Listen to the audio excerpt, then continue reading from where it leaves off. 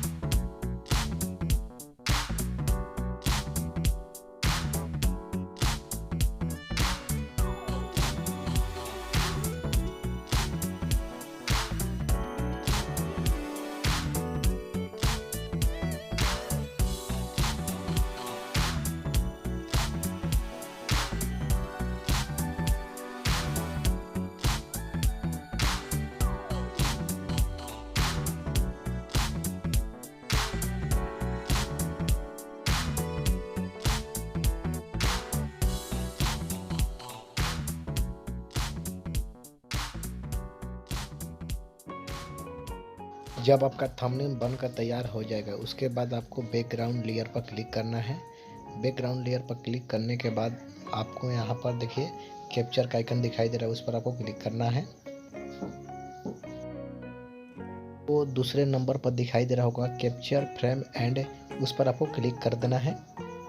उसके बाद आपका थंबनेल आपके गैलरी में सेव हो जाएगा। चलिए आपको गैलरी में लेकर चलते हैं। गैलरी ओपन करता हूँ।